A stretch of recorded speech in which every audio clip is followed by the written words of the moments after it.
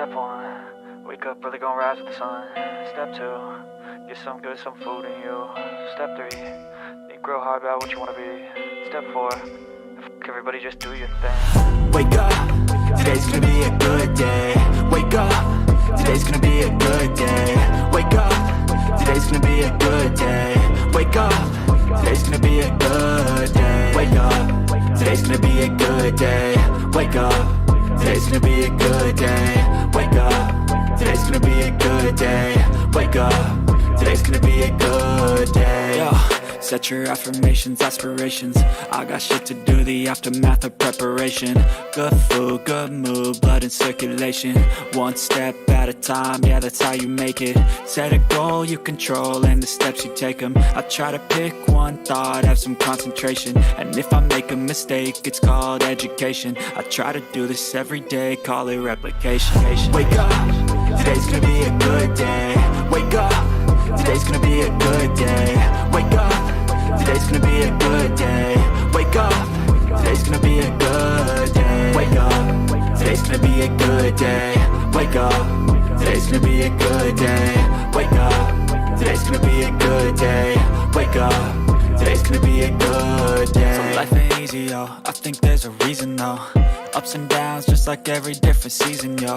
Sometimes I'm high, other times I'm barely breathing, though. I always gotta fight and hide from the demons, yo. Negative thoughts are poison, they rot. Head full of flies, so here come the clouds. They'll never stop unless I can swap all the bad for the good in my head when I'm lost.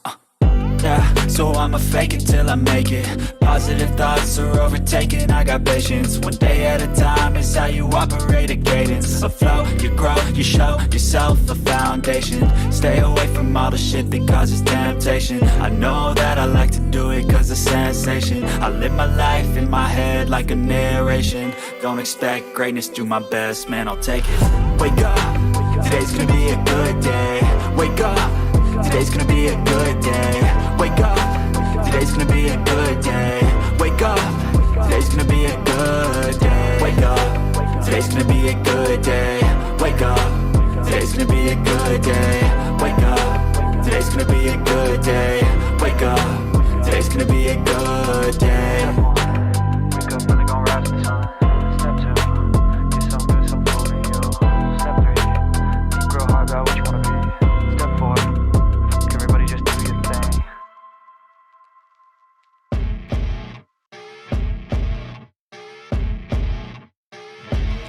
As you wake up in the morning, you want to find the latest, greatest information about criminal cases and have an intuitive conversation about the suspects associated with these cases. Head over to the Bullhorn Betty channel on YouTube.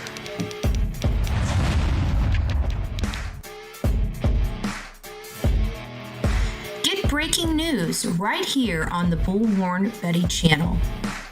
Welcome to the Bullhorn Betty Coffee Club. Enjoy your stay and enjoy your day.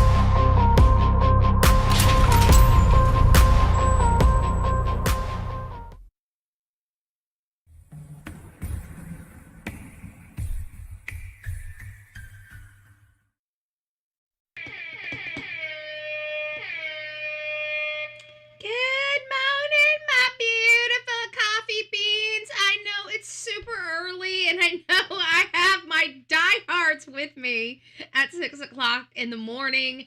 I have been hustling and bustling since 4 a.m. this morning. I've already got a lot done. I'm already prepared for my meeting.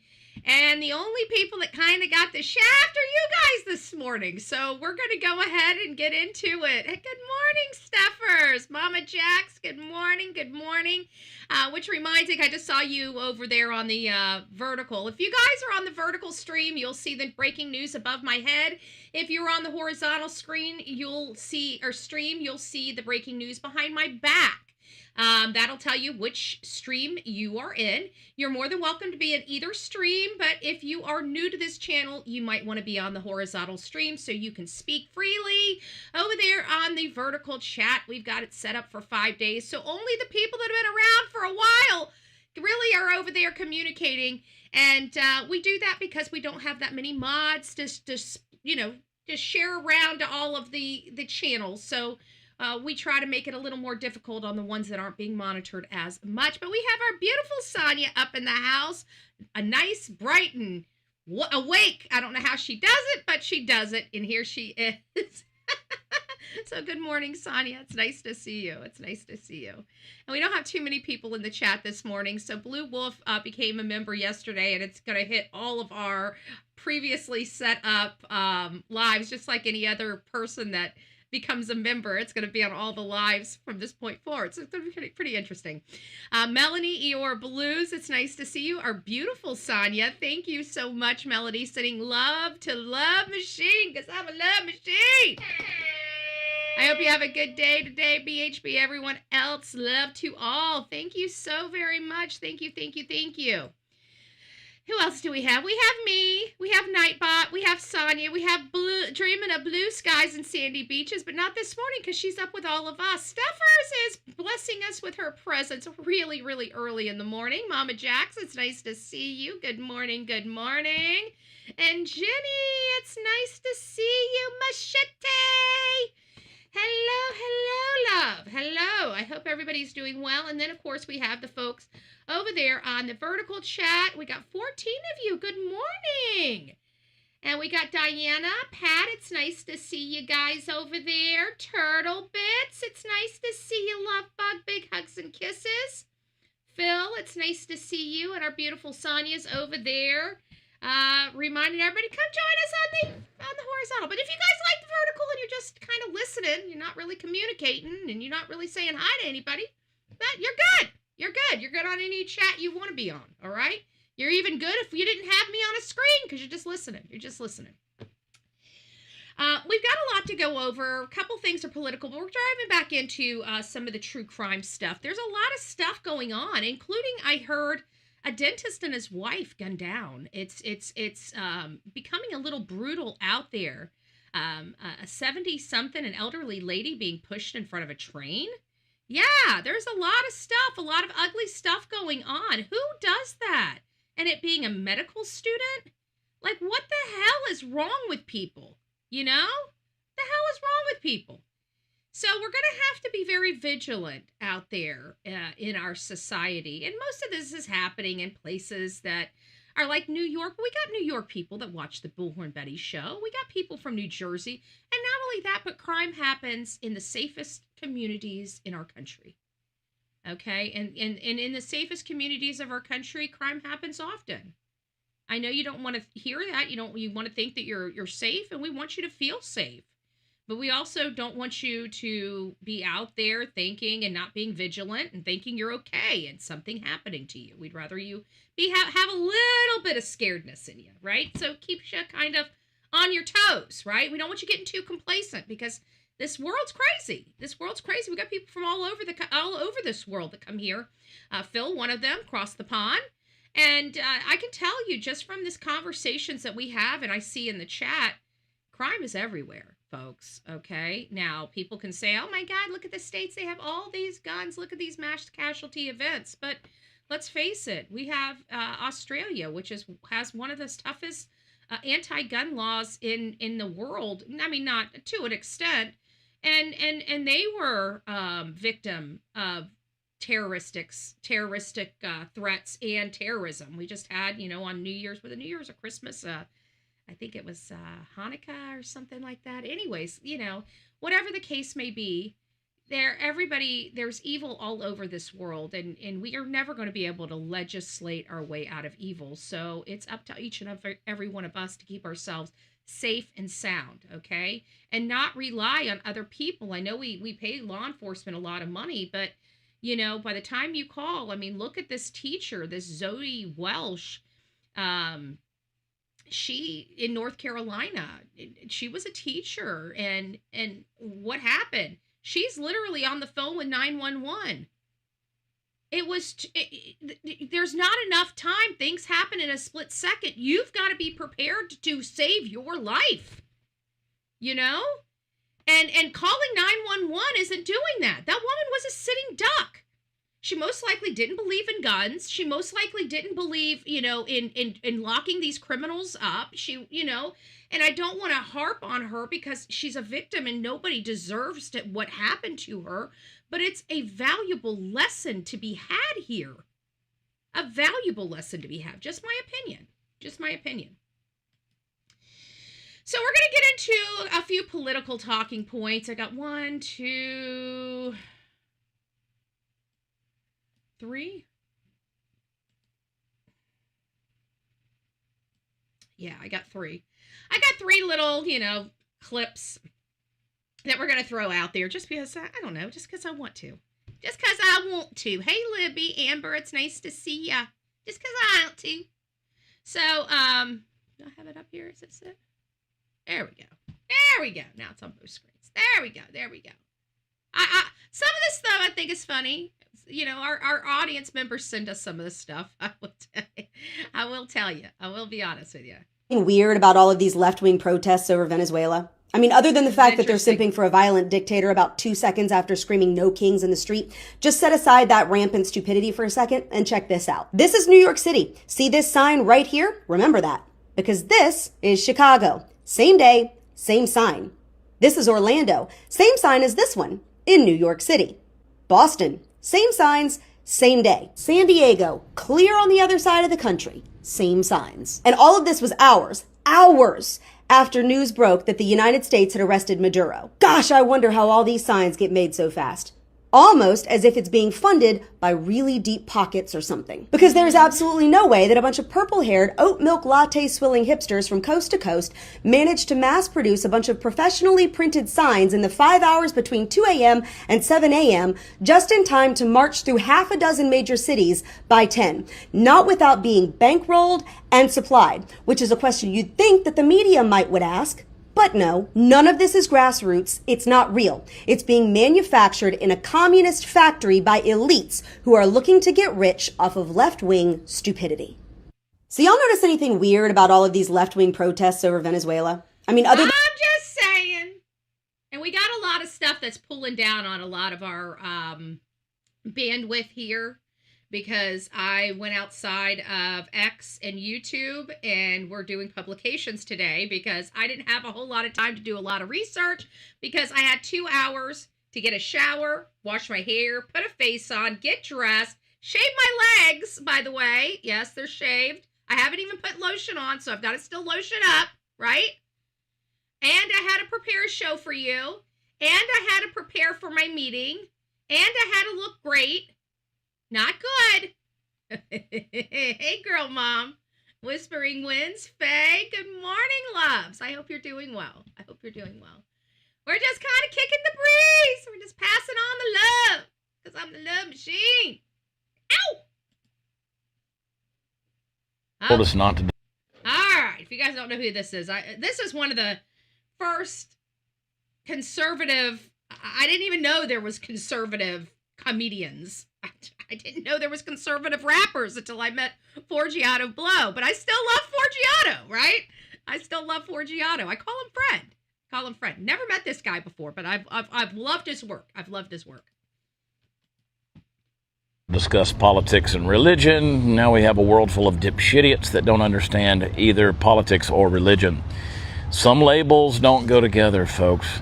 You got a Muslim mayor in New York City now who's a democratic socialist in a constitutional republic. That's one of the biggest contradictions in American governing history.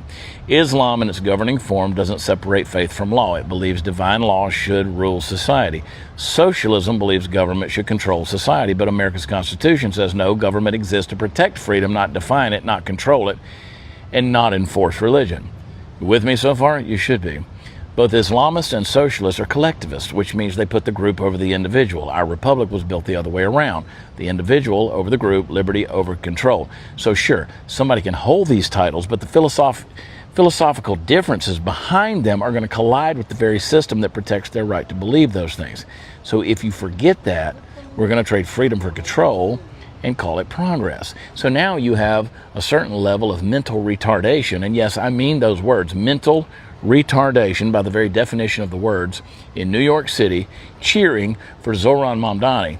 You just really wanted to touch that button, and now you're about to become a cautionary tale. Should have discussed. It is going to be sad because everybody's looking at, the financial capital of the world, New York City, because people forgot about 9/11 and they let the devil in. I'm sorry, guys. I'm anti-Islam, period. I do not think it is a religion. I think it is a form of government. I think it is a military book, but I do not believe it being a religious one. Discuss those politics and religion. Anyway, I love y'all. God bless. You get what you deserve. Votes have consequences, folks. Votes have consequences.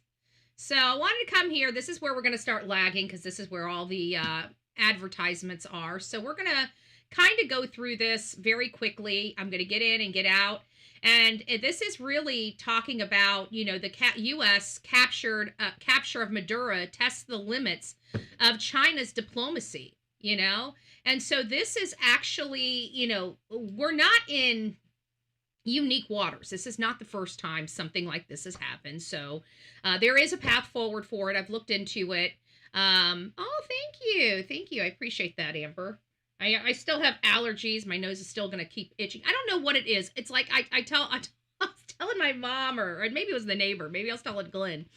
And I'm like, I don't know what it is. It's got to be an ish thing, like something that's psychological or something. Maybe Betty has gone off the deep end a little.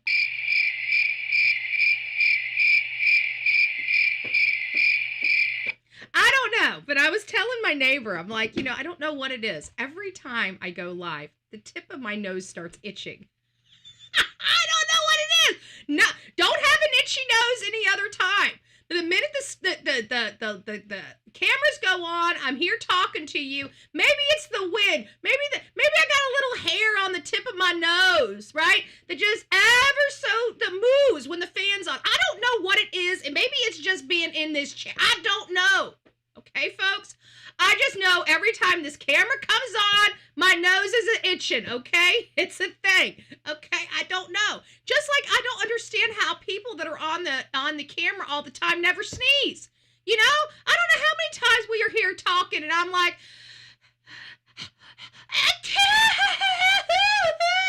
but we never see that on live TV. I just don't understand what's the secret? If you know the secret, send it to bullhornbetty@gmail.com. I need my nose to quit itching, damn it.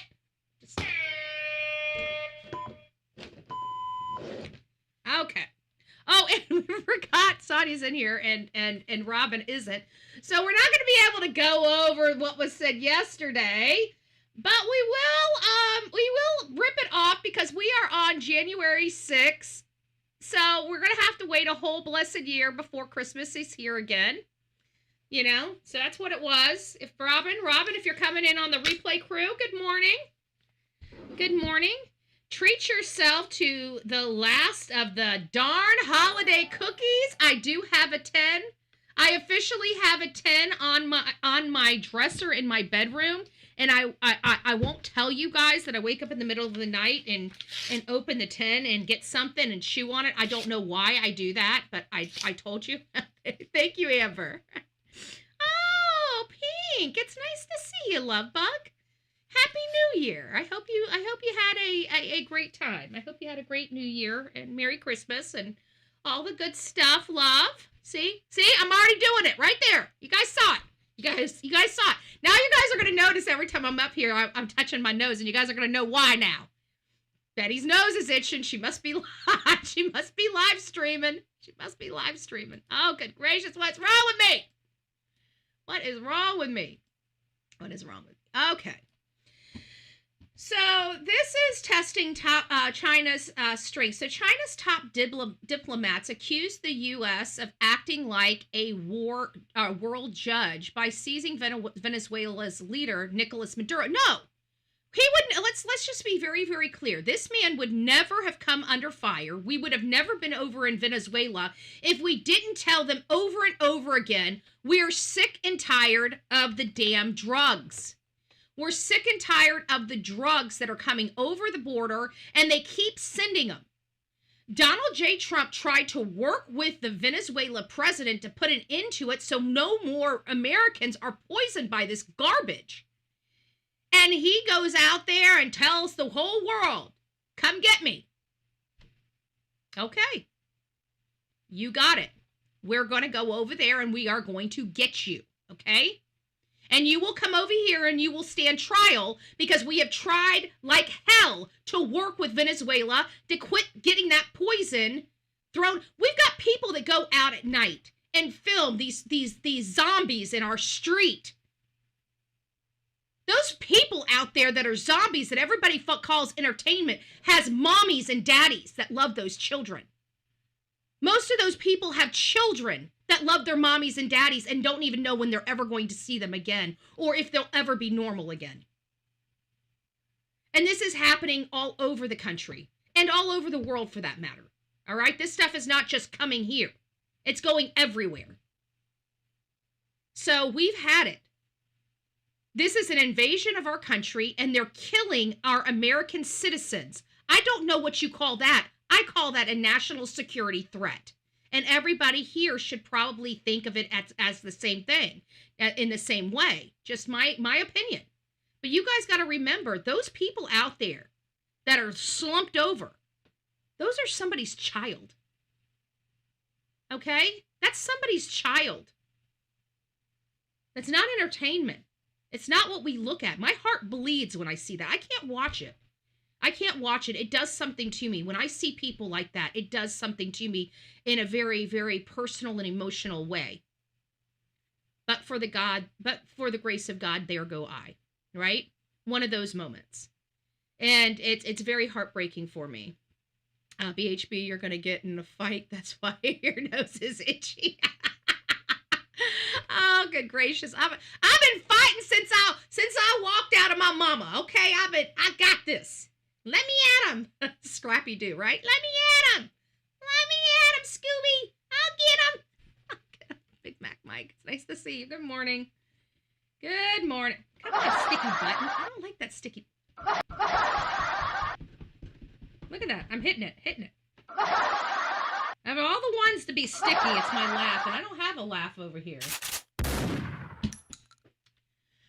All right, let's get back to our story. So China follows a policy of non-intervention and routinely criticizes military action conducted without the UN Security Council approval. First of all, the UN Security Council, I'm just going to let you know, if you're part of it, whatever, if you approve it, if you like it, whatever, the UN, the United Nations, is never going to dictate over America, okay?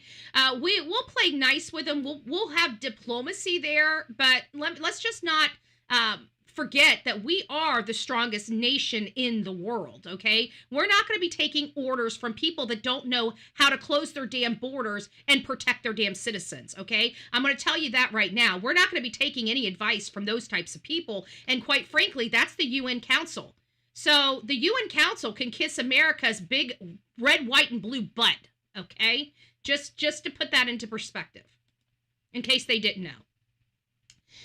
The U.S. military removal of leader of one of China's all-weather strategic partners, and that's a problem, right?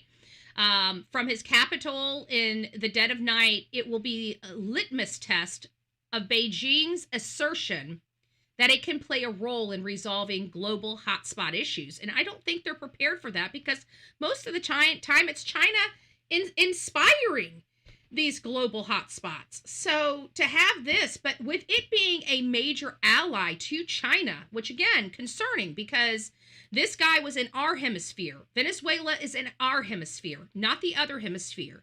And when they have a good working relationship with people that want us dead, such as Russia, such as China, such as Iran, that is putting the United States in the whole hemisphere we're in peril, in jeopardy. We can't have that, and we're going to protect our interests. And I really, truly, I know everybody's sitting here saying, we want the oil, we want the oil. Well, I do agree that, in part, that might be one of the defining factors here. I'm not going to dismiss that as being a possibility, but I think it's much bigger than that. The thing that I'm hearing here, and I'd like to express to all of you guys, is we know that they didn't let Congress know because they didn't want leaks. That means Congress was blindsided by this. Maduro has so much information, and one of the things that I heard before he even got to the ground, he was already being deposed. So before Congress even was aware that we were doing a military operation and kicking in the front door of Maduro's home to bring him here to have due process on his international crimes against America, there's a lot more here. There was a deposition done of him, and I truly believe our elections were stolen. I believe other elections around the world have been stolen as well, directly as a direct result of Maduro. I believe that they have the Chinese, Russia, and Iran with this dictator over in Venezuela try to destabilize the world. So I think that there's a lot more than just the oil when it comes to Venezuela. I think it is fracturing that horrific network of countries.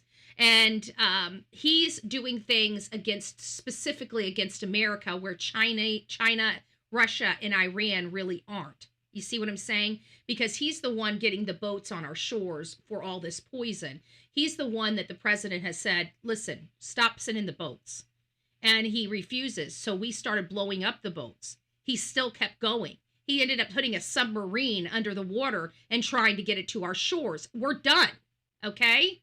We're done. This man has had a warrant for his arrest in this country for a really, really, really long time. And then he tells our president, somebody that ain't going to F around, right? He's not going to do it. It's President Trump. He's a freaking New Yorker, okay? New Yorkers don't play. You find me one New Yorker that plays around with your ass, I will shake your hand, okay? I will give you a free Bullhorn Betty shirt if you can find me one New Yorker that ain't going to put you in your place when you think you're going to tell them about themselves. This man told President Trump to come get him. Guess what? President Trump said, okay, I'll happily do that. And here we are. So I don't want to hear anything. He had an opportunity to execute this man. He brought him back to American soil to face consequences and due process under American law. That is a perfect operation, if you ask me. And people can complain about it, but you guys have been begging for due process. Now you got it. Now you got it. So we're going to be seeing how this is going to affect China and what China's diplomacy policy is going to be on these international issues. Are they going to retaliate? At what point are they going to retaliate? And would it be good governance for them? And I don't think it will be. I think this is one of the things that everybody's going to bitch and say, oh, we shouldn't have done that. We shouldn't have done that, knowing we damn well have every right to do what we did. We didn't break any international laws. We didn't break any USA laws. We didn't break any laws. We went and did a nothing more than what we do every day here on this channel is cover a criminal being arrested. Okay, this is just a little different because Maduro captured an entire country. And he's a thug that captured an entire country, kidnapped an entire country, if you will. So I think this is good. Now we're going to move on. I got that. You guys know that we have been in Tennessee. I personally think Tennessee has a lot of problems in it. I'm working very diligently to raise awareness, mostly on the child crime aspect of Tennessee. But I was also a victim of not committing a crime and being arrested and spending tens of thousands of dollars on an unlawful arrest. All these lies they knew were lies, and still tried to protect a citizen of their community instead of following the law and doing the right thing. They are despicable. And this is one county of many in Tennessee. Okay? I have been in a lot of counties in Tennessee covering true crime in those counties. And guess what?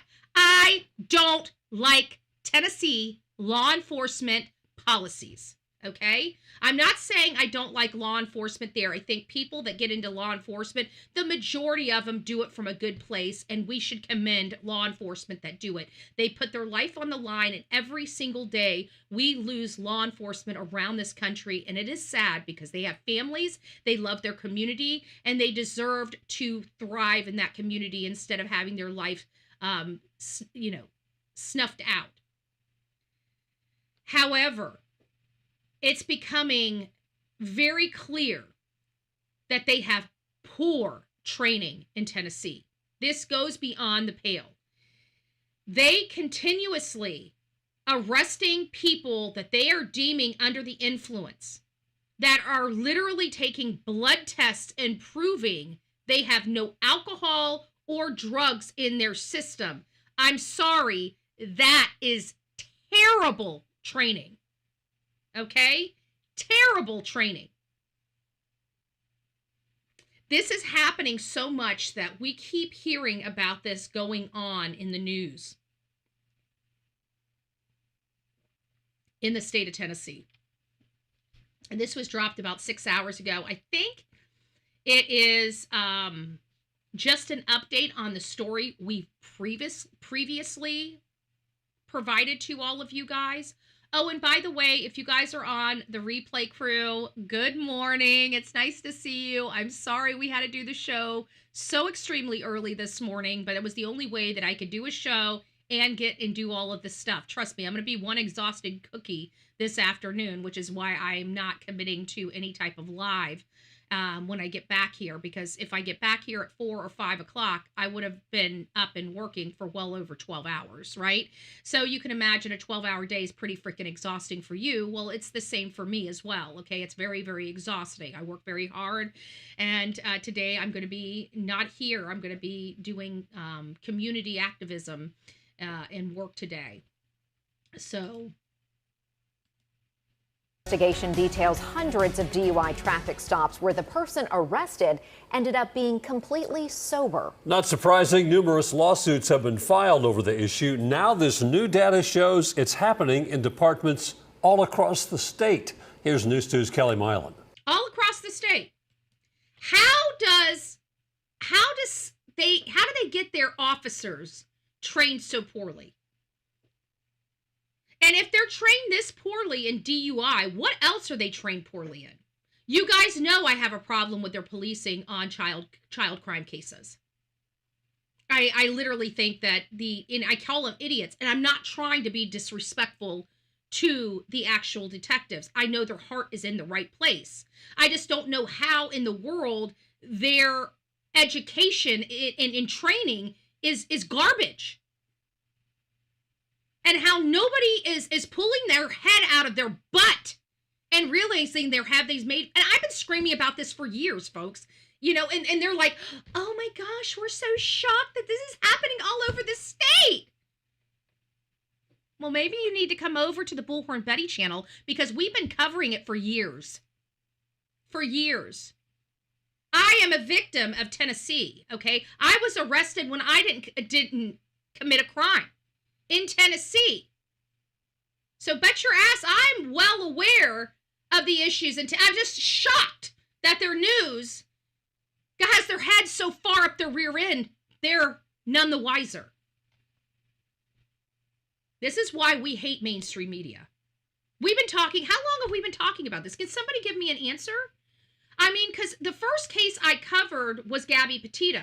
The next case I covered was Kathleen Moore, right on the heels of Gabby Petito. And when they were finding her body, which is right where Jonathan and I told law enforcement and our audience at the time exactly where she was, they were pulling her body out while we were leaving the state of Florida to head to Tennessee to start covering our first Summer Wells, our first trip on Summer Wells case. I remember it because I was on the phone and I'm like, they found the body.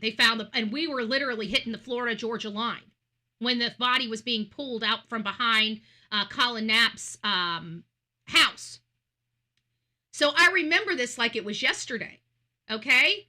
And ever since, and when I first went in there, when we first got into Summer Wells, law enforcement was very receptive of our work, right? They were very receptive. We were kind of,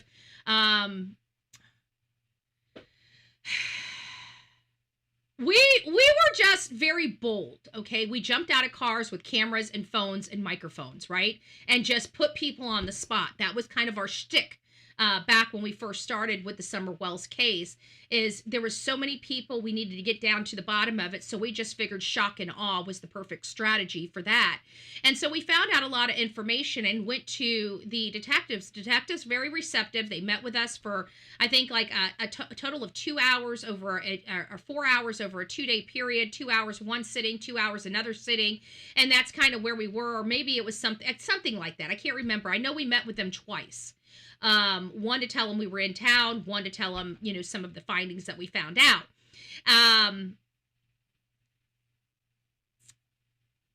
But shortly after that, when we went to phase 2, when we started trying to hold the TBI accountable and started doing protests and stuff there, we started realizing the fractures of the state, of TBI. We started realizing TBI didn't have it together. We started looking into the history, the criminal history of Tennessee's makeup. How often are they doing circumstantial cases? Just a history, a baseline for the state.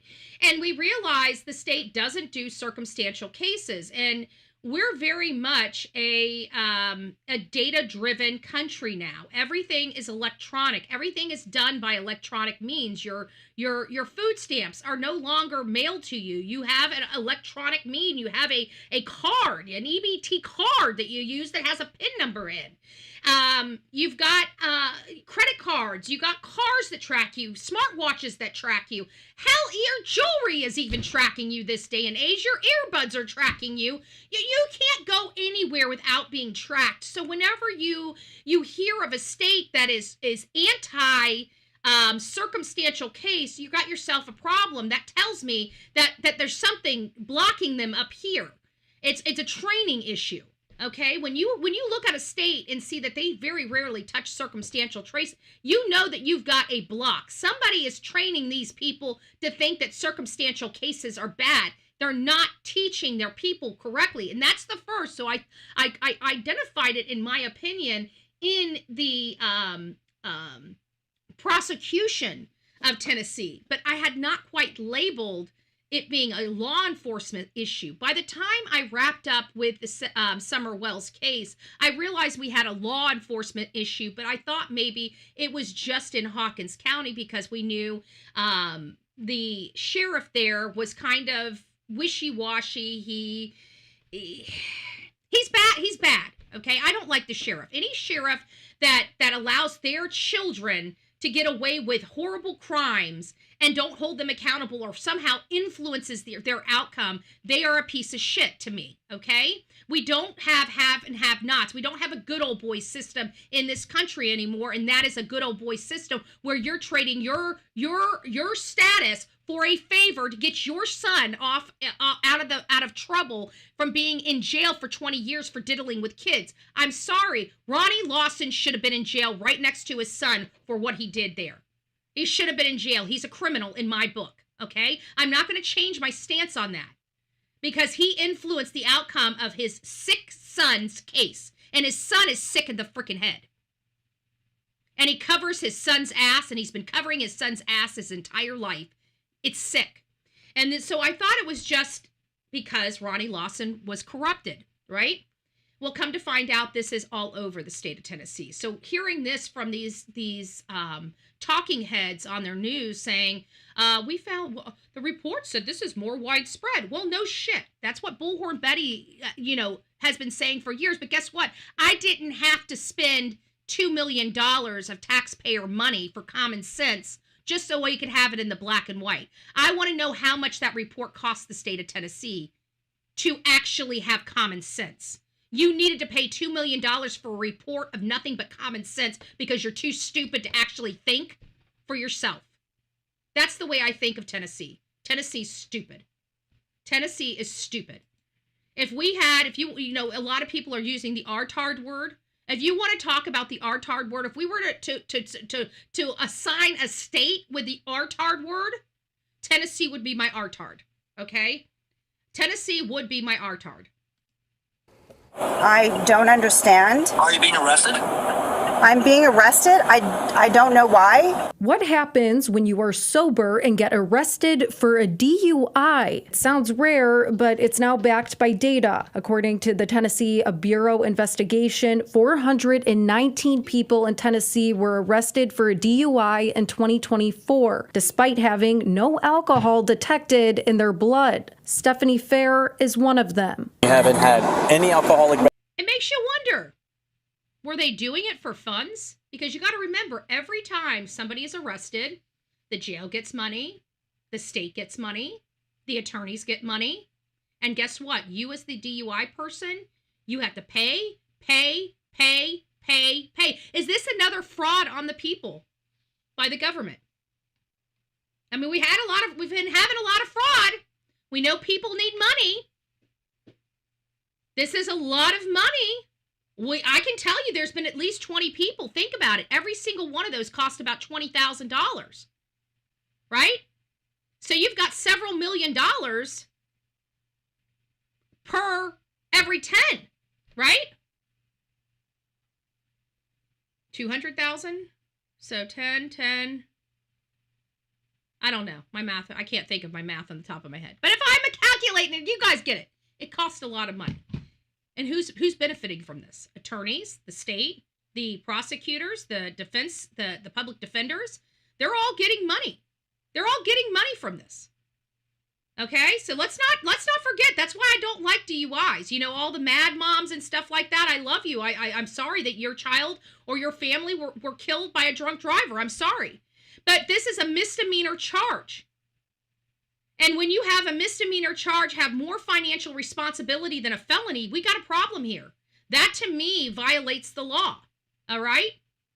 That to me violates the law because we have a law that basically says that your charge should not exceed the crime, right?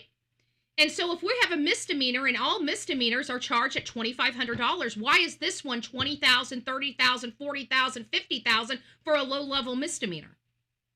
It doesn't make sense. It's a racket. It's financial. It's money. This is what I do not like about our government. This is not their responsibility, okay? Educating us and sending us to school is not a job for our government. It is a job for maybe nonprofit organizations, but not for our government. Our government is to provide law and orders. That means if I break the law enforcement is there to arrest me. And no other time should they be in my life unless I'm committing a crime or I need their assistance. Okay? They definitely shouldn't be coming from Tennessee to hunt me down in Florida and try to arrest me here in Florida to drag me back to Tennessee because I was in their state for 3 days not breaking a crime or breaking a law. So I understand and feel for these people. Okay? But let's not mistake, this is a money racket. Okay? DUIs and all of MAD, okay, those parents, the person that invented it, how much money is she now making? So let's not forget what it truly is about. Maybe it was originally about saving lives, but I can tell you it turned into a deeply disturbing animal since that moment.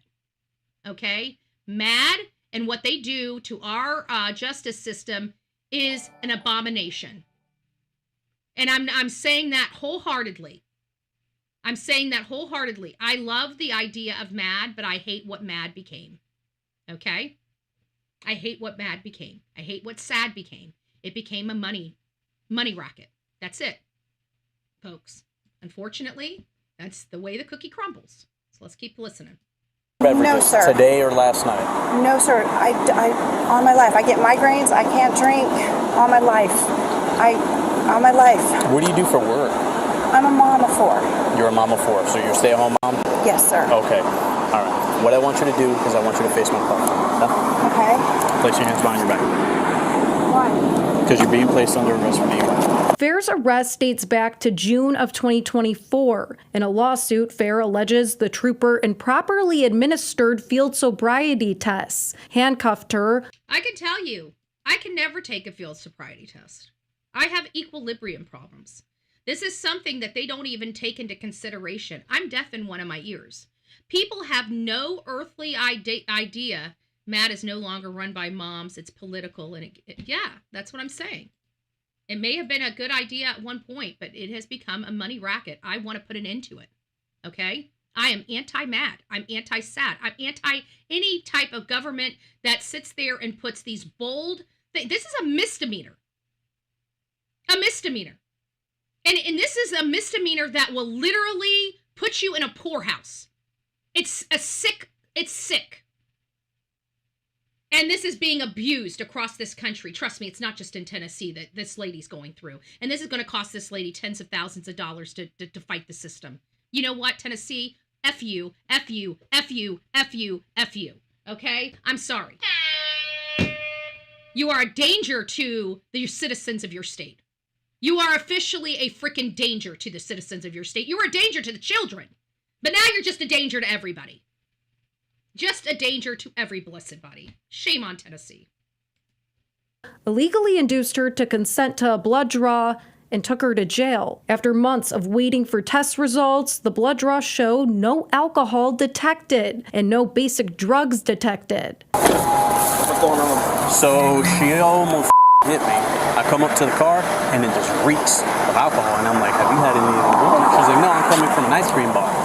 I was like, okay. I was like, but it smells like alcoholic beverage coming from inside the car. She's well, apparently, scent doesn't matter.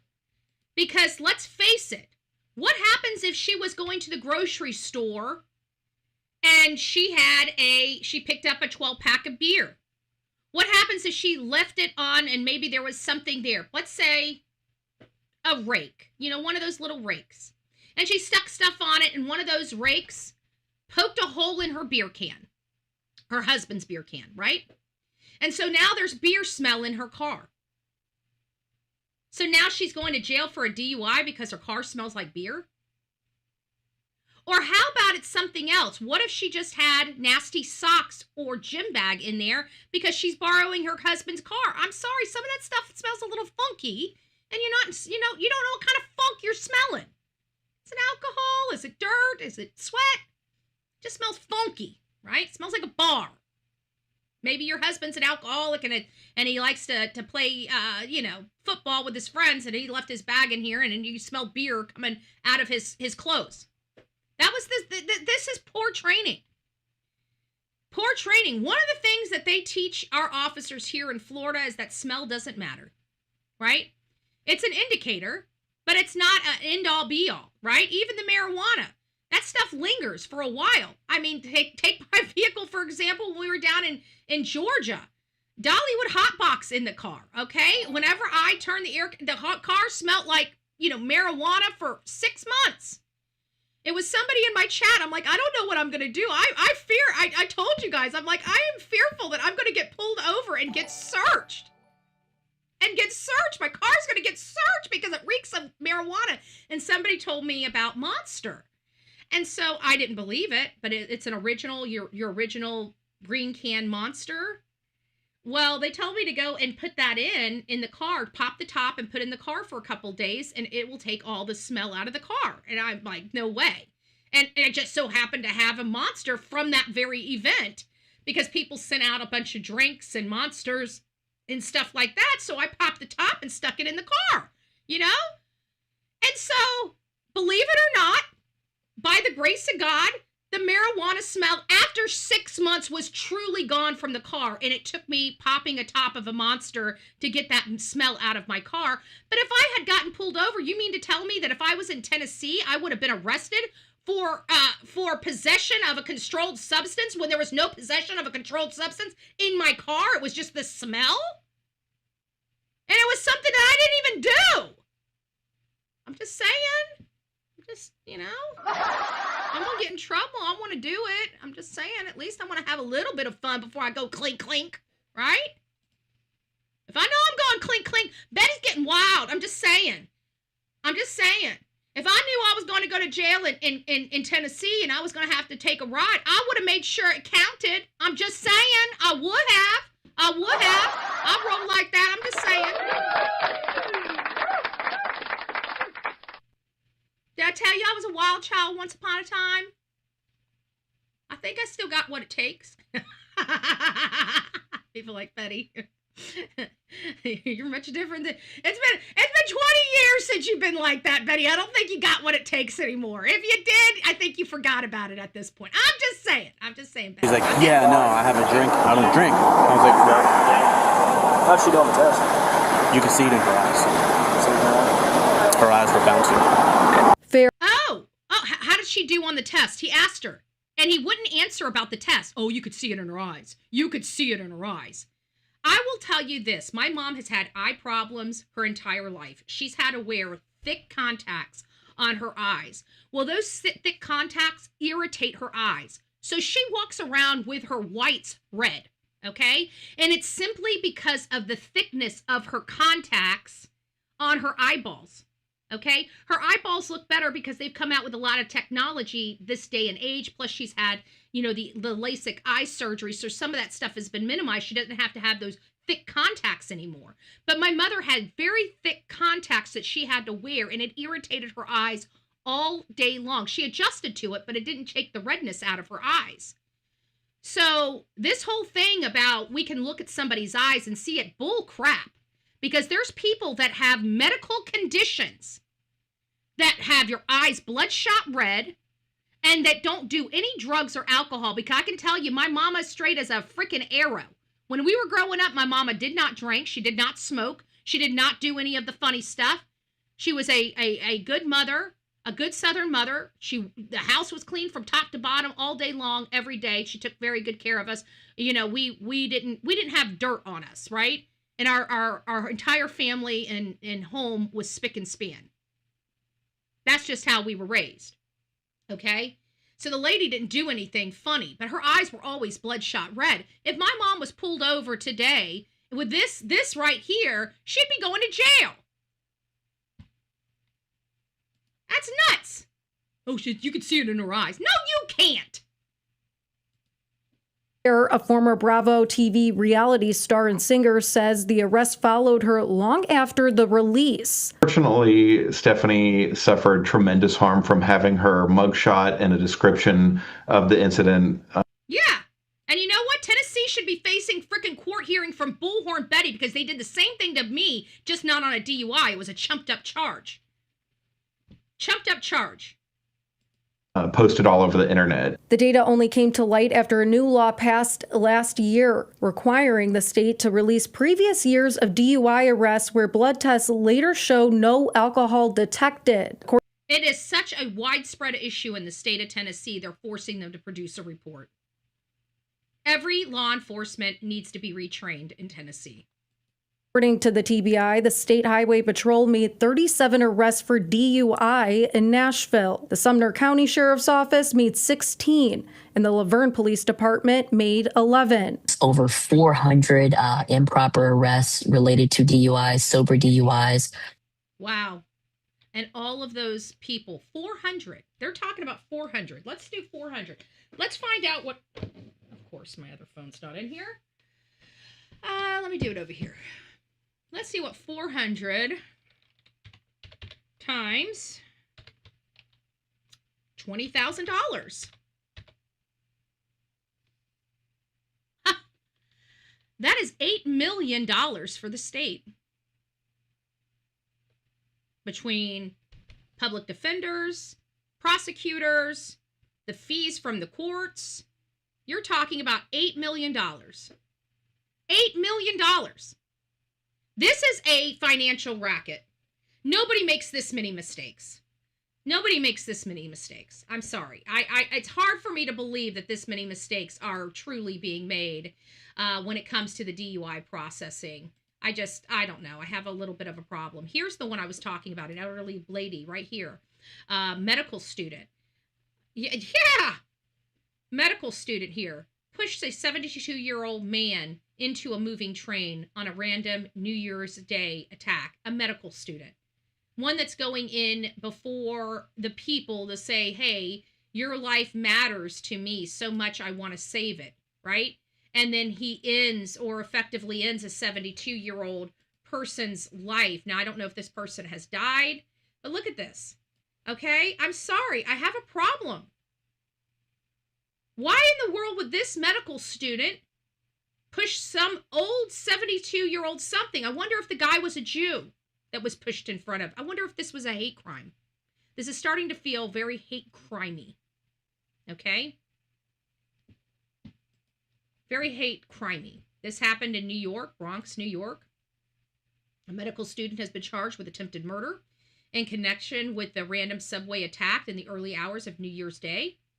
3:30 a.m. on January 1st, 72 Julio Figueroa was standing on a platform at the Bronx subway station when he was approached by a stranger and pushed onto a southbound train that had just come into the station. He sustained head injuries after he repeatedly bounced off the train and onto the platform. Wow. He's lucky to be alive. The attack rendered this man unconscious.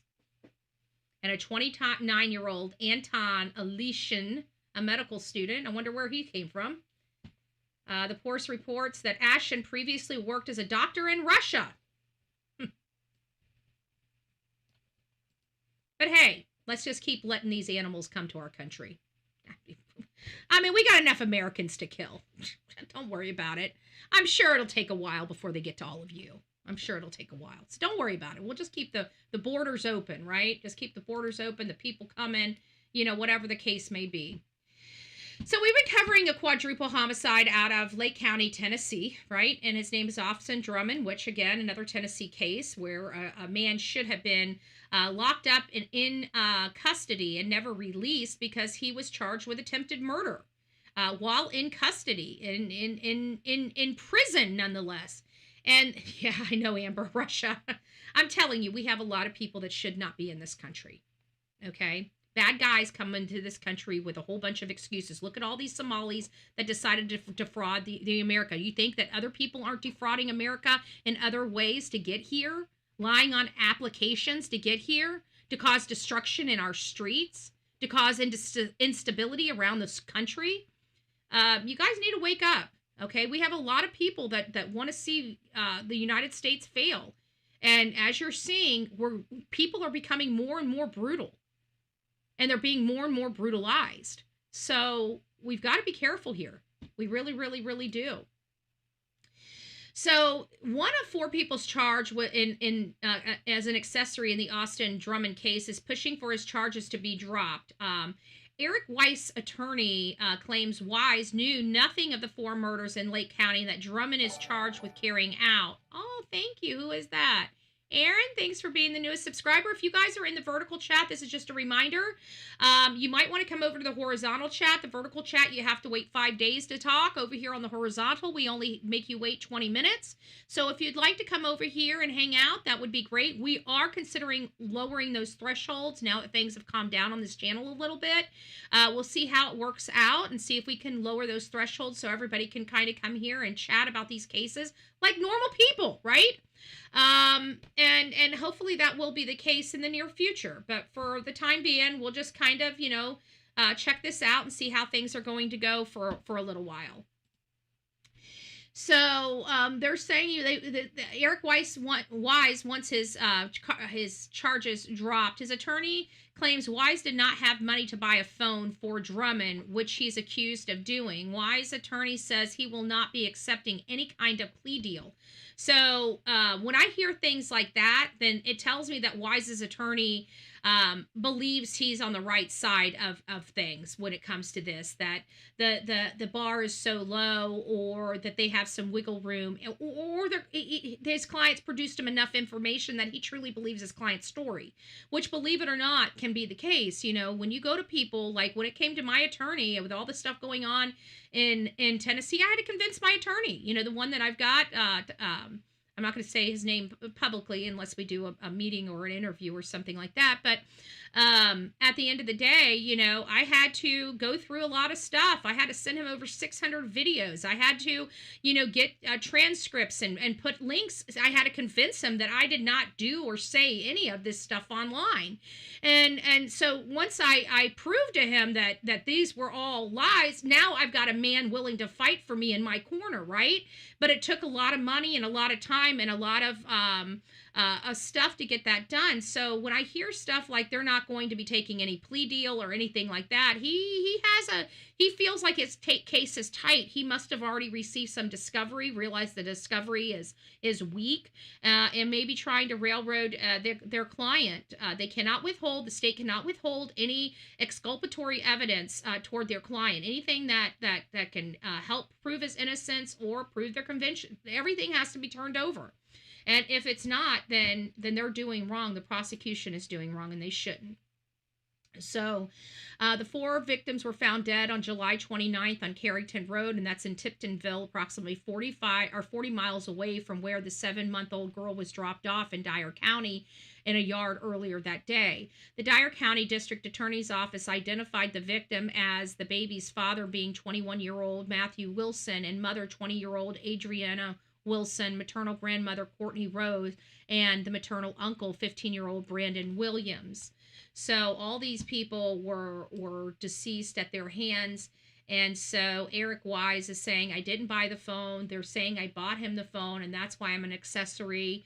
I would say before or after the fact, and he's saying I did not buy him the phone. So there's a reason why they believe this phone was provided by Eric Wise. Now, is their attorney going to be able to overcome it?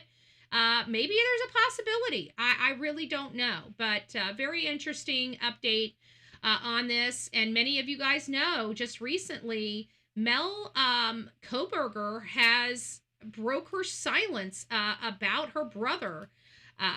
Brian Koberger is accused of unaliving 4 University of Idaho students on their off-campus housing. We covered the case extensively. I made 2 tours out to this case. One of the first and most notable identifying markers is that I didn't believe, as soon as the first time I stepped on this property and walked around it, I no longer believed that it was any of their friends, that it was anybody that they specifically knew or that was in their circle. I just didn't believe it. There was something that I felt when I was there that gave me the confidence to make the statement that I did not think anybody from the University of Idaho that was with them, that was their friend, that was hanging out with them, was responsible for this heinous act.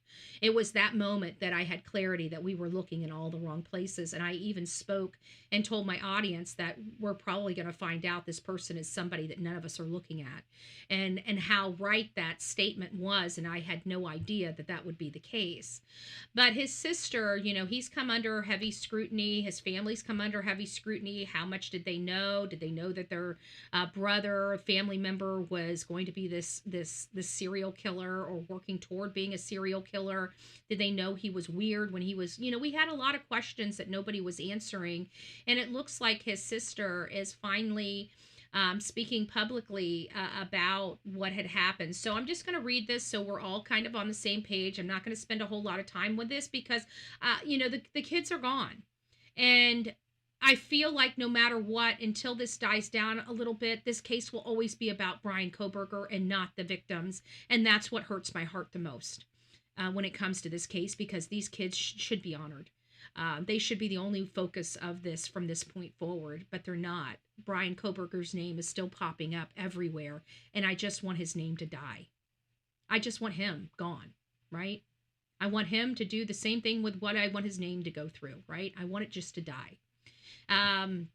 But here we go. So let's learn a little bit about, his sister in part. Something that they say you need to know is Bryan Kohberger was convicted in 2025 in connection with the 2022 murders of 4 University of Idaho students, Kaylee Gonzalez, Maddie Mogen, Xana Kernodle, and Ethan Chapman. His sister, Mel Kohberger, spoke publicly for the first time in a January 2026 interview with the New York Times. She said her family did not know he was the murderer and even warned him to stay safe from the psycho killer on the loose after the murders. Wow, that's crazy.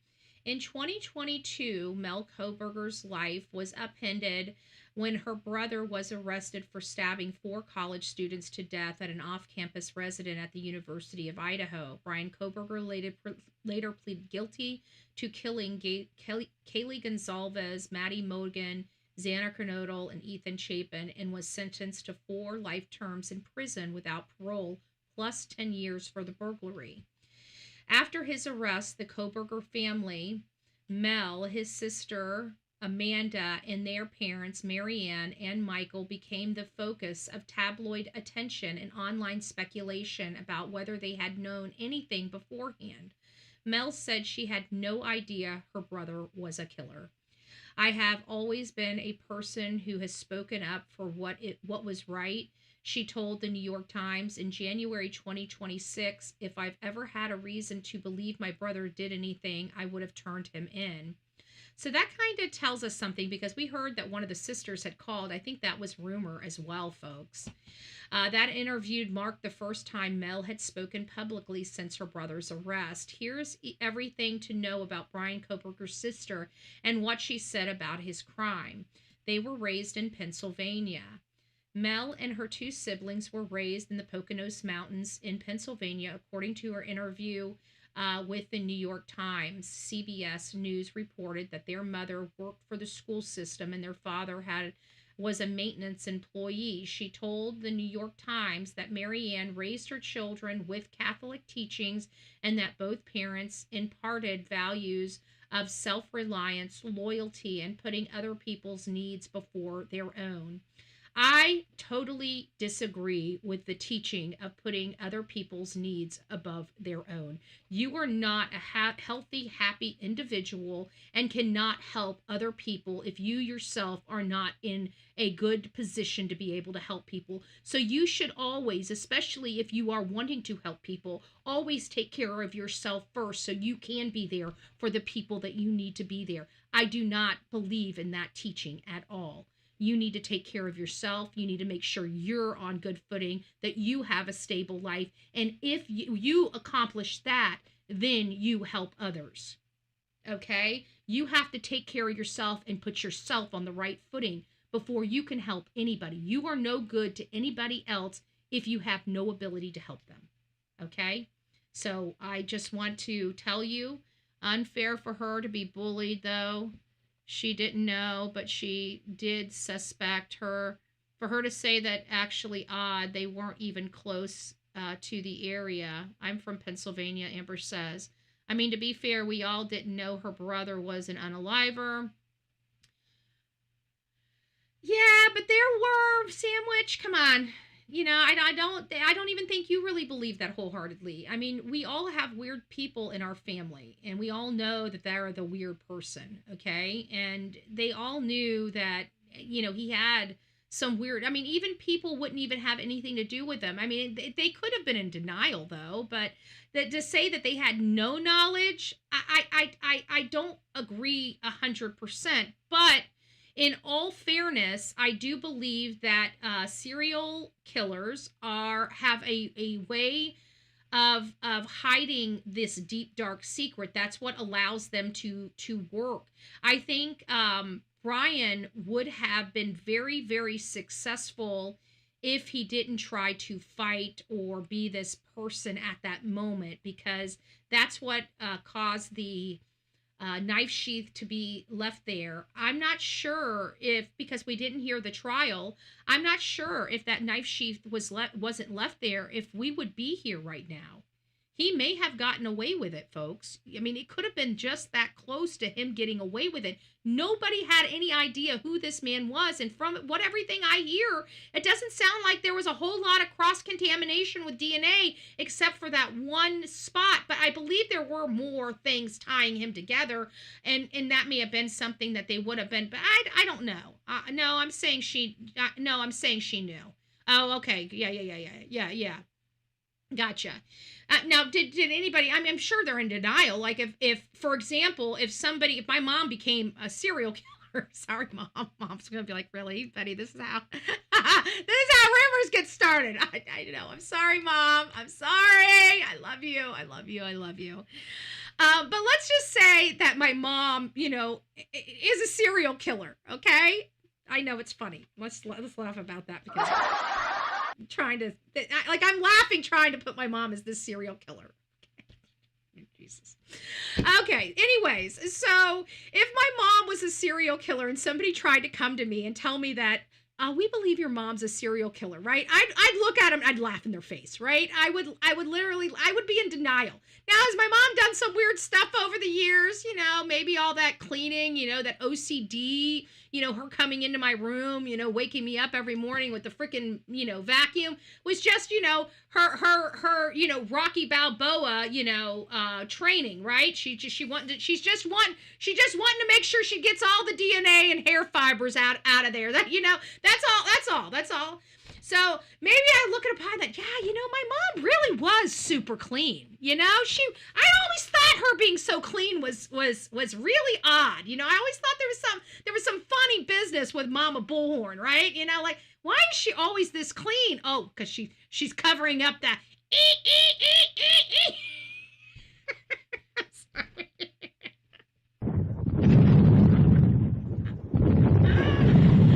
I'm still trying to keep a straight face with my mom being a serial killer. But hey, whatever. Oh, good gracious. I'm starting to leak. Hopefully the kimchi puff pass holds up. We'll see if kimchi puff pass holds up. I'll do a little thing on kimchi puff pass. I actually kind of like it. Everybody, I'm not with the tier. I'm not with that. It's not for 40-year-old skin. It's just not. Okay.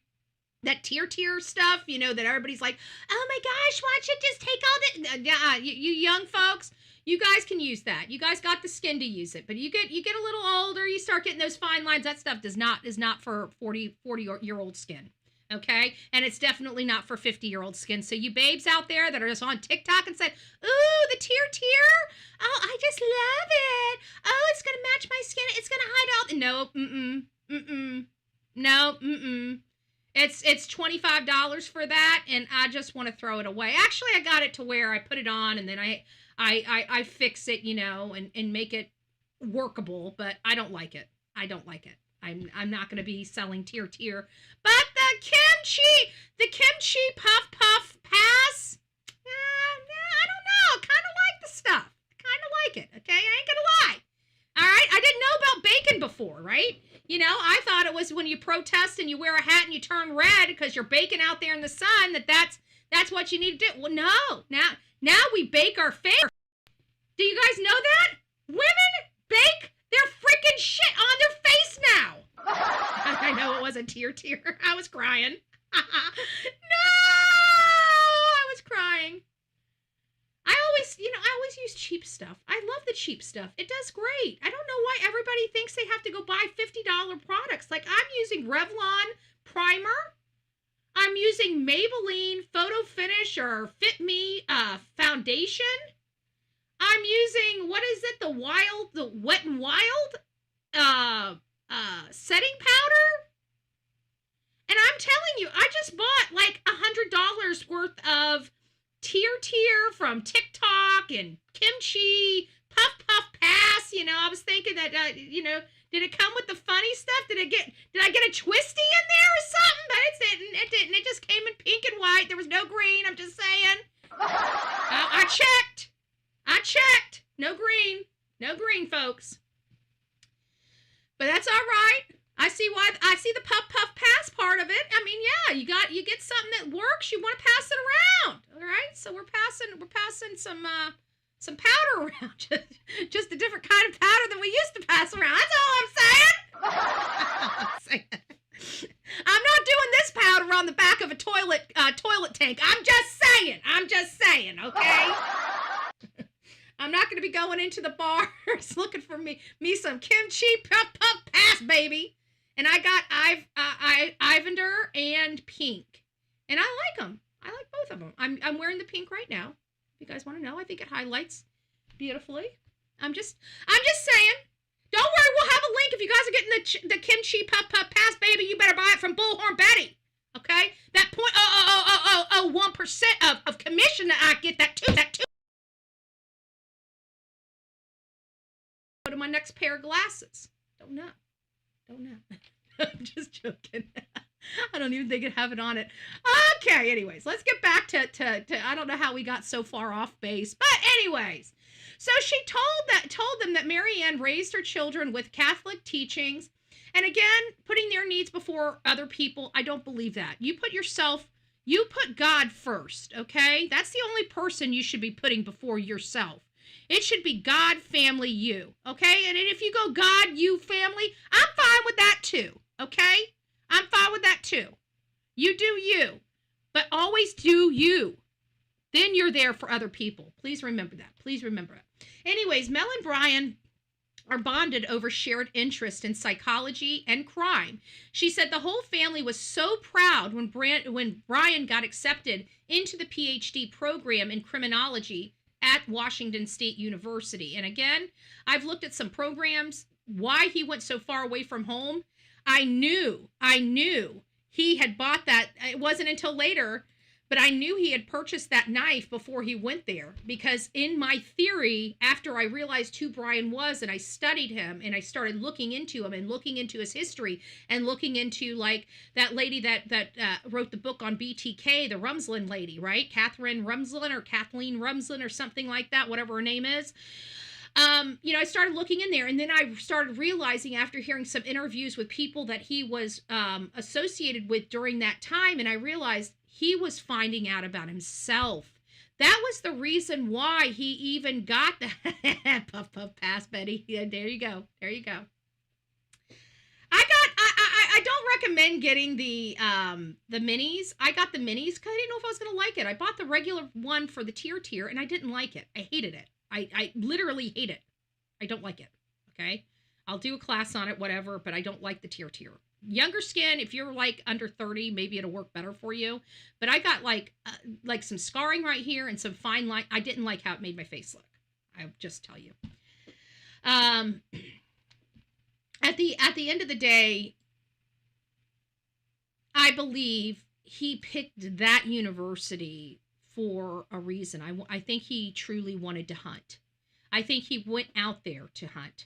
I think that is identified in his behavior after he left Pennsylvania. He left Pennsylvania, he ran around, he started trying to figure out who he was going to target.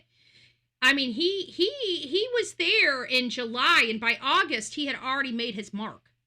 He had already started following either Maddie or Kaylee because he had already started going by the house. So he already had identified who his victims were. It's scary. But when reflecting on their childhood, sister told the New York Times she never witnessed him being violent, even citing an incident where he de-escalated an argument between them by holding back her hands. She did note, however, that her brother had overcome so much over the years that he was bullied for being overweight as a teenager and started using H.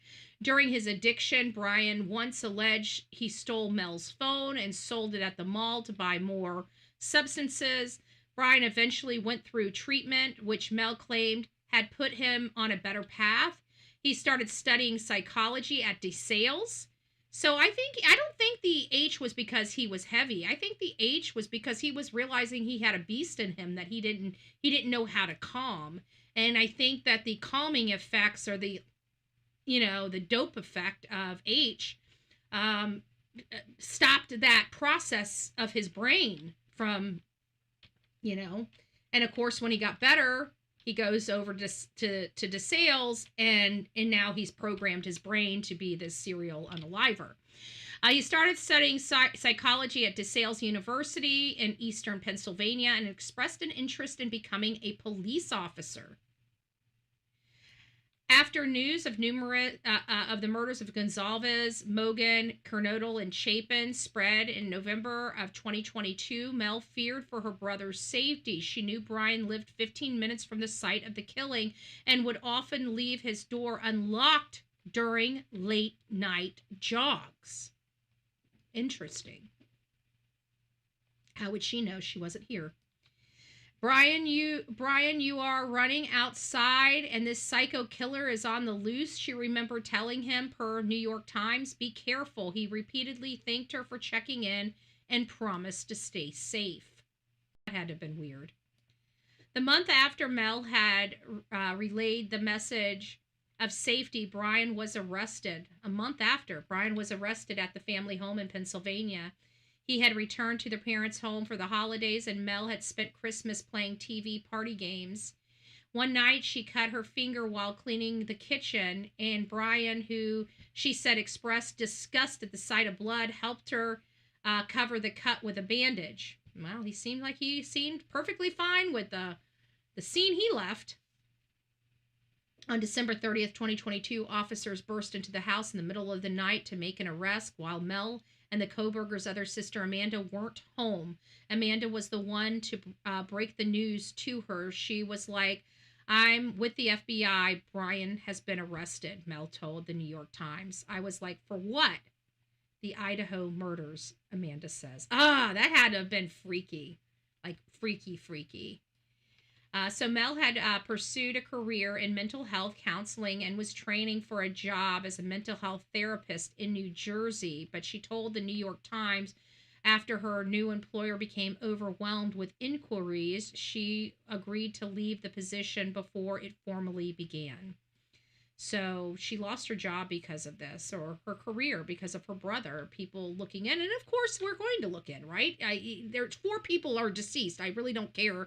In all fairness, this lady can find another job somewhere else. I really don't care. She has an opportunity to fight another day. The 4 victims do not. And it is our responsibility to get to the bottom of that. And so obviously she had quite a price to pay for being related to Brian. In addition to losing out on a job, Mel has also had people attempt to make money from the horrific crime off her name. She cited a book about the case that appeared on Amazon, and the author was listed as Melissa J. Koberger. Oh, some people are stealing her name. Wow. It's confusing, she says. It's painful. It's like being victimized, but not really being a victim. Since his arrest, Mel said she and her family have tried to support Brian. She told the New York Times that though they don't discuss the case, they have regular calls where they talk about updates from home and their shared interest in psychology. For one of his birthdays, Brian told families to make a cake Amanda would like and ask Mel to blow out the candles for him. Though she did not attend his 2025 sentence hearing to care for their father, who she says has developed a heart problem. I can imagine, he's probably heartbroken. Mel says she still found a way to show her support. She explained the New York Times that small heart draws seen on a piece of paper in front of her brother, which was scrutinized by online sleuths. In reality, Mel said the drawing was meant to let her brother know he was loved. Well, I'm glad her brother can feel loved because he took 4 beautiful souls out that never get to feel that ever again. And while I think no matter what, we should, we can't help what our family does. And as a family, it's kind of hard to turn our back on family members that we love, children, brothers, sisters, even when they do horrible things, they're still our family. So I really don't ding her that much. I'm sure she feels bad for the situation, but at the end of the day, it angers me at the end of the day, even with all that said, she has a right to do that. Everybody has a right to take care of their family and still be in their family's life, even when they do terrible things. That's what family does, right? Family is to be there through thick and thin. That's the beauty of family. But even with that being said, it angers me to my core, truly angers me to my core, that they want to make him feel loved. When he took away that feeling for 4 individuals and their entire families. His victims spread so much further out. I'm not sure if I could do that. I really don't. If my family member had done something so heinous, I really don't know how I would react to it. But for me, I feel like I would have cut that person out of my life. I don't feel like I am, to the level of family as a lot of people are, I cut people out. That's kind of my shtick, when things, I feel like God puts people in your life for specific reasons, and he also removes those people from your life for specific reasons. It's hard, and I don't understand who comes and who goes. It's not for me, but I don't know why, but I have a problem associating with people that have caused harm. There's just some things that are inexcusable in life, and some things that you can't be forgiven for. I'm not clergy, folks. I am a Christian, but I am not clergy. Okay. I don't pray over people to relieve them of their sins. I don't counsel them, to come to God. I pray for people and over people. And at that day, I pretty much judge people. I'm a judger. I judge people's actions. I judge people's morality. I judge, a lot of different things about people, and I love my family, but there's just some things I can love you from a distance. I don't know if somebody took out 4 innocent people, if I would be that kind of person to show them love. But in something's popping into my brain that and maybe it's popping into my brain for this very specific purpose, because I do have an experience, and I didn't really cut the person out. I told you guys about my friend, a very good friend of mine, that was under the influence and drove his truck off the road and hit a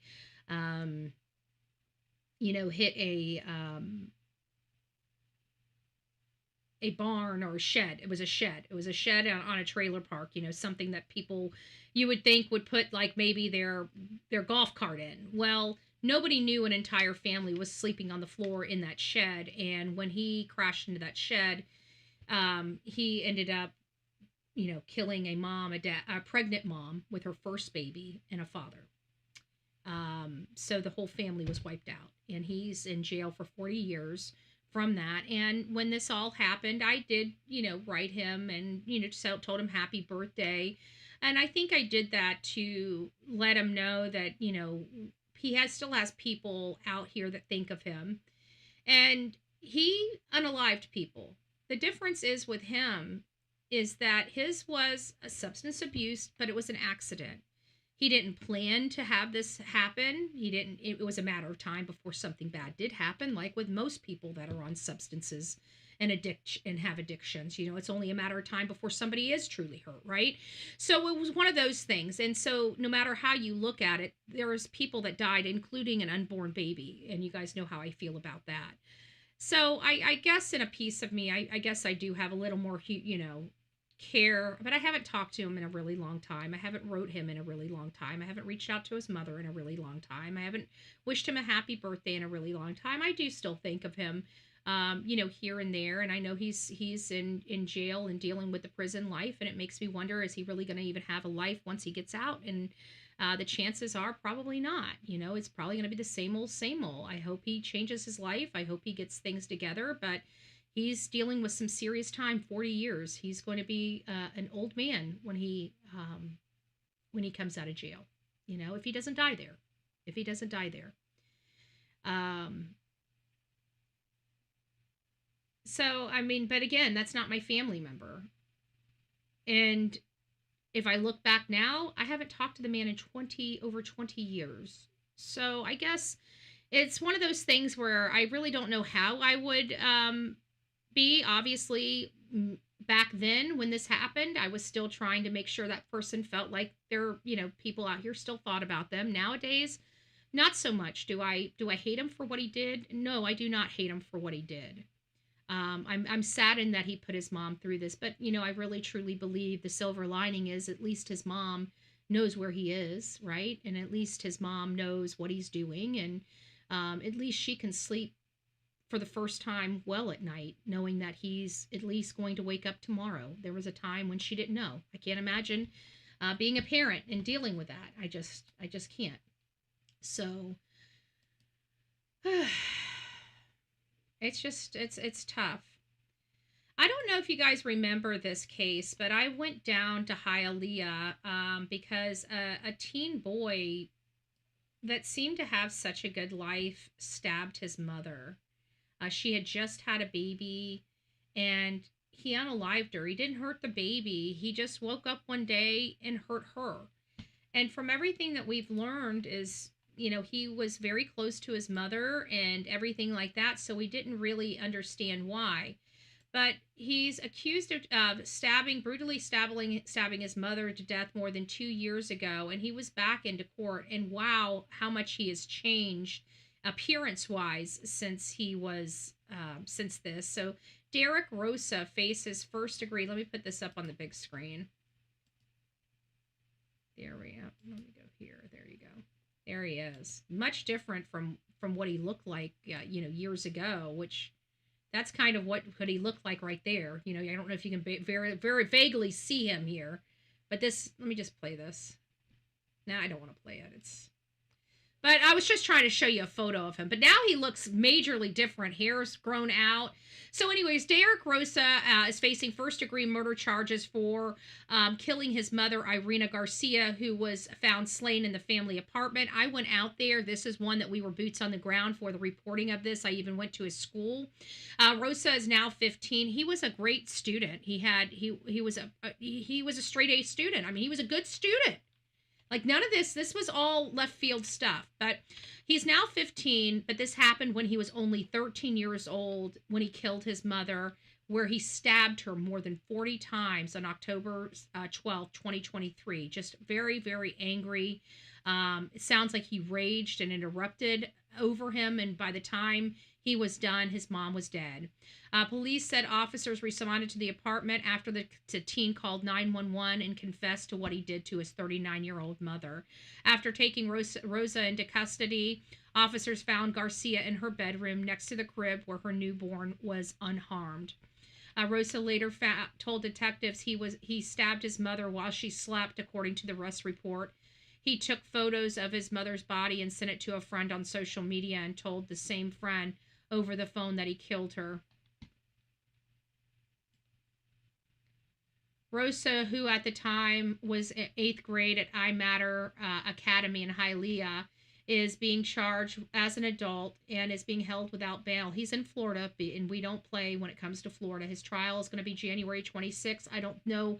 We might go sit in the trial for a little bit, but January and February, we're pretty much all over the state, all over this half of the country. So it's going to be pretty tight for me to be there for the hearing, but maybe we can get there for the sentencing or something like that, depending on when that will be. At Monday's hearing, Rosa's attorneys were asked the judge to block the teen's confession from being used as evidence at the trial. Rosa covered his ears as the confession was played in court, in which she described grabbing a purple knife and targeting his mother near her artery. It seems very brutal. What would make this kid do this?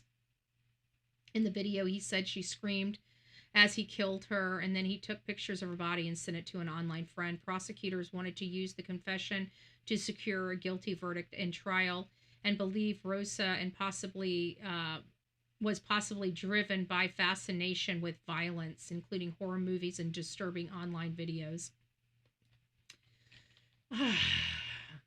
Just sad. Just sad all the way around.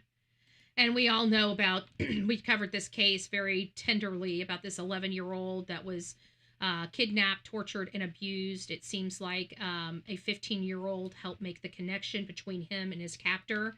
The 15-year-old was also present when this arrest was taken care of or taken place in Flagler County, and the 15-year-old got behind the driver's seat of the truck and fled the scene with the 11-year-old child. The 11-year-old child believed he was going to be murdered that evening, so they really saved this 11-year-old child's life. We don't think of things like this, but this was absolutely one of the most horrific stories that I have heard in a really, really long time.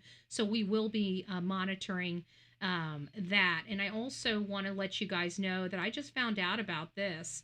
This guy here with this disgusting grin on his face is a suspect in a kidnapping and an SA battery charge after a woman was found dead on Florida Beach at Christmas. So he targeted a woman, he AR'd and unalived her here in Florida. And I wanted to show you his face. He is now behind bars, and again, he's in Florida. So the chances of him most likely walking or getting out of prison are going to be slim to none. Why? Because we believe when we have violent criminals in the state of Florida, the best thing for our citizens is to lock those violent criminals up. And that's what we do here in the state of Florida. We do not let our criminals back on the streets like North Carolina does to kill our teachers. So there is that. And of course, here is the North Carolina man retention poured and during this week after a beloved Ravencraft school teacher was killed inside her Riley home. Her name was Zoe Welsh. I did a report on her. Nobody deserves to be unalived. Nobody deserves to be brutalized in their own house. However, it's hard for me not to point out that she's a Democrat, that these are the policies she believed in, and these policies are exactly what got her killed. I do not believe anybody deserves to be unalived or hurt, especially in their own home, but these are the policies they believe in. These are exactly why I do not believe in those policies. She was on the phone with 911. 911 could not get to her in time before she was killed. Can you imagine if she had a firearm in the house? She would have been able to protect herself. The assailant would have been the one that was dead instead of her. So every single Democrat policy that they say, oh, guess what? Don't have a gun. Do what the abductor tells you to do, right? Don't fight, right? None of that works, okay? This lady believed in all of that. And guess what? She was on the phone with 911 as she's losing her life by a criminal that should have been locked up. I feel bad for her, but it angers me because she did this to herself. And so do many other people. It's sad. Zoe Welsh was killed by an intruder in her home on Clay Street near Wade Avenue and St. Mary's on Saturday morning. On Saturday, Welsh called 911 and was on the phone with dispatchers as the intruder came into her home and attacked her while she was on the call. Officers arrived at the house just after 6:30 a.m. and found Welsh, who was critically injured. She was given medical aid, taken to the hospital where she succumbed to her injuries. Again, a beautiful teacher that many people loved, admired, and she is gone because of a criminal that should have been locked up, and policies that these liberal teachers, unfortunately, insist on having. These people here plead guilty to child S crimes and lead up to a 14-year-old girl's death. This is coming out of Wisconsin. These are Evansville, man. I thought Evansville was in Indiana, but they might have an Evansville, I guess, in Wisconsin. I thought it was Evansville, Indiana, but I digress. Evansville man pled guilty to Rock County on Monday for multiple S crimes and preceded a 14-year-old girl's death. Hunter, 27, pled guilty to second-degree SA of a child and child X both felonies, according to online court records. The court dismissed but read 5 counts of possession of CSAM were pending against him. So the arrest of his girlfriend also happened, or maybe it was his wife, I'm not sure. They will be sentenced on April 2nd. I don't have an idea of what their sentencing is, but I'm hoping it is life in prison. And I don't know why I pulled this one. Some of this stuff might just be, I don't want to go into that right now. And then lastly, we have an Ohio police hunt for a killer after a dentist and his wife were found shot to death. Their children were safe inside the home. This sounds very personal, but who knows?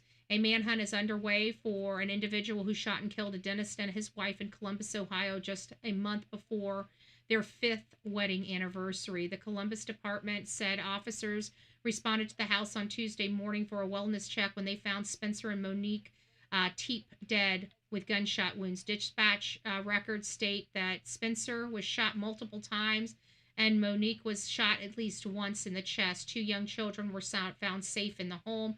According to the police, don't believe their deaths were a murder-suicide. So it sounds like they're working on something. I don't know how old their children are. There's their faces. Looks like pretty young, normal people, that deserved better. They have video now. Video of what? Yeah, the bottom of his head was squared. And then he did beard box. Oh, I'm walking in on the middle of a conversation. I don't know what that means. Did you get the balloon? Did you get a balloon? A ballroom cartoon? Oh, I haven't checked. I've been running since 4:00 this morning. I haven't checked my emails at all. I mean, I checked like the first few of them. I haven't gotten to it if you sent it by email. No. Not yet. So this is Smoker.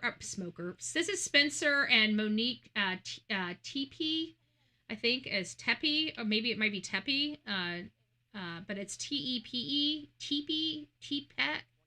I don't know. I probably said it right the first time, but I don't want to over. So Columbus police requested a video from the neighbors. Oh, video. Hold on. The perp. They have a video of the perp. Okay, so let's find the dentist perp video. Ohio.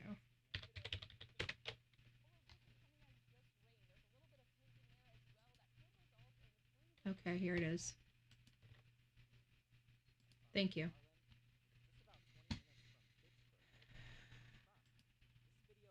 Give it just a second, guys. Police in Ohio have released new video of a person. Give it just a second. Of interest in the killing of a well-known dentist and his wife at their Columbus home. Police believe the murder happened sometime between 2 a.m. and 5 a.m. on December 30th. And this new video shows a person of interest walking in the alley near their home during that time. Police say Spencer Tepe was shot several times. His wife Monique was shot once. Well, there's a few things that I can tell you just that I'm observing right now. Now, I don't know if it has anything to do with it. One, this guy's on foot. He doesn't appear to be having any belongings, robbery, or anything like that. He's walking away. It looks to me like a man. I'm very interested in the wife's past history. These people have only been married for 5 years. Who were they with before that? So you've got a person walking away where it doesn't look like he's stolen anything of value from the home. He's on foot. He seems to be casually and leisurely walking. This seems very premeditated to me. This seems like somebody that they would know. It really does. I could be completely wrong about that. I was looking at the pants. It almost looked like maybe a homeless person.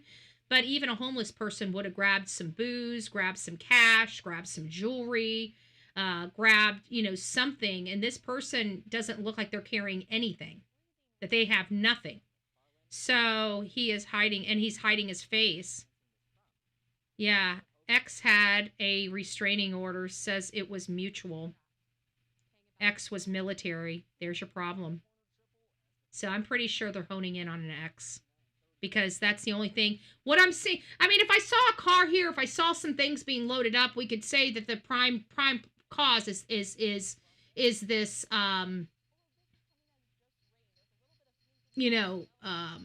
this theft, this burglary. But it's been 5 years since. It doesn't matter. Abusers are abusers. They wait until they can get you. And we don't know what happened in this. And you know what? I'm not saying it's the X. I'm just saying the X is really, really, really looking good for it, because it looks like somebody that came in the house for the sole purpose of killing them. And if that's the case, this is something very personal. That means whoever did this is known to them. So what do we look at? We look at the people first. I mean, does the guy have a partner at the business practice? Is this a well-known business practice?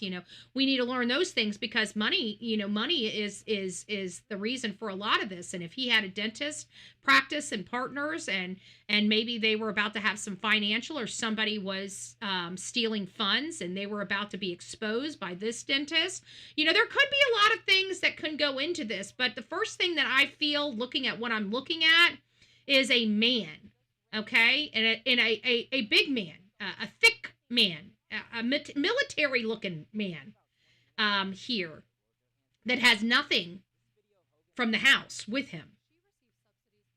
No forced entry, had to know the code or let in. It's somebody that they know. Does the ex have kids with him? Because there were children in the house.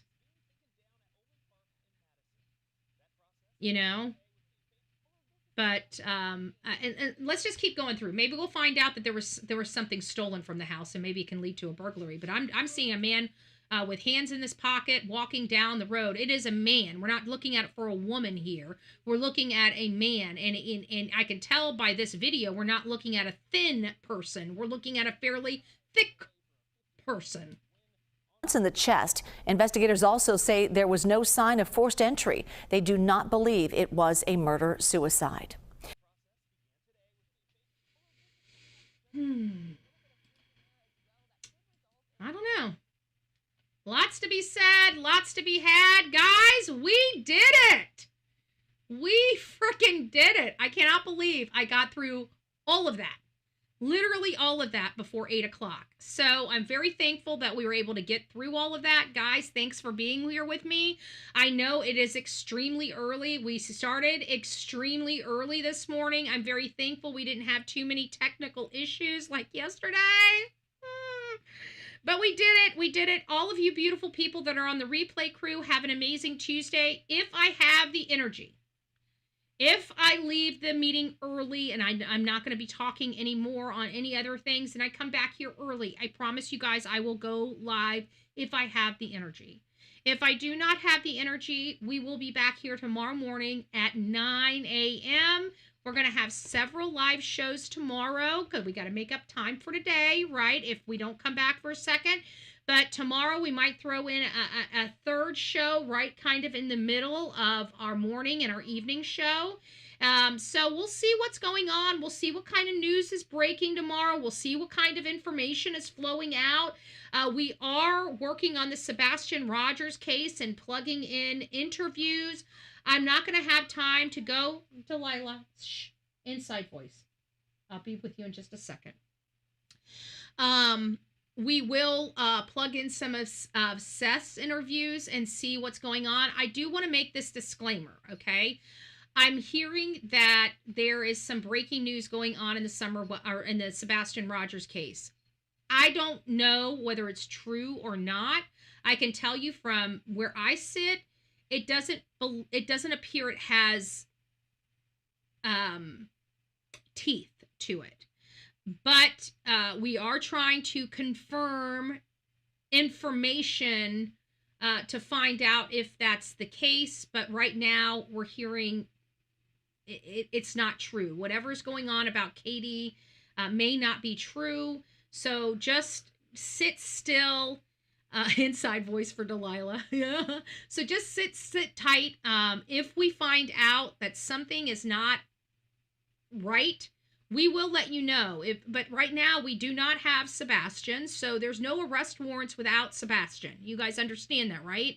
So I don't know how somebody can be on the run without an arrest warrant. So I think the first thing we need to find out is that they're an arrest warrant. That's the only way somebody can be on the run, is if they're fleeing from an arrest warrant. Otherwise, they can move about freely. Just to put it out there like that, okay? Betty, I confirmed it is not true. Okay. Thank you. Thank you. I don't know how that, there one of two things could have happened. Somebody could have intentionally tried to misrepresent information for clicks and views, or somebody was trolled.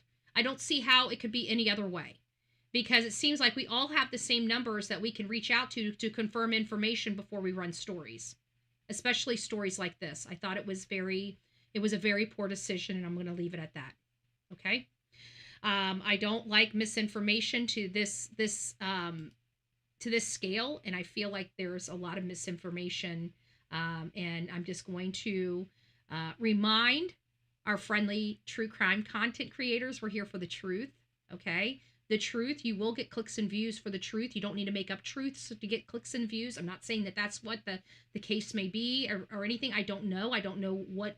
I'm just saying that we do things the right way. It seemed like it should have been very easy to pick up a phone and confirm before you went and did a live. I think the live needs to come down. I think somebody needs to apologize to the community. If it was an error, then it was an error.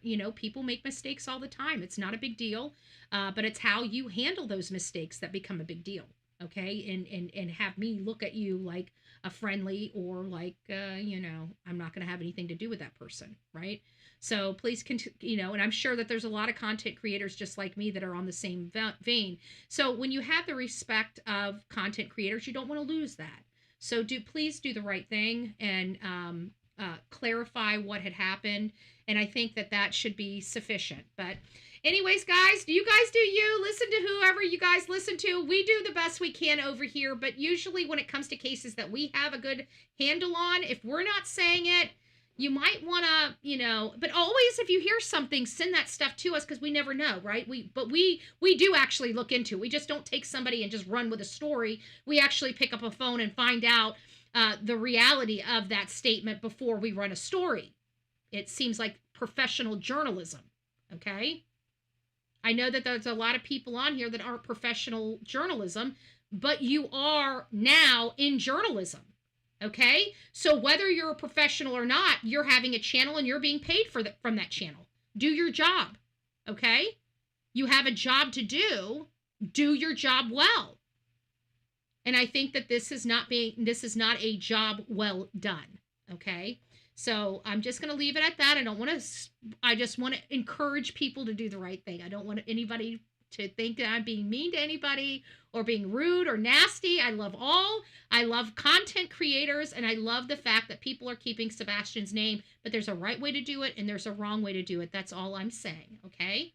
You guys have an amazing day. God bless each and every one of you, and we will see you soon.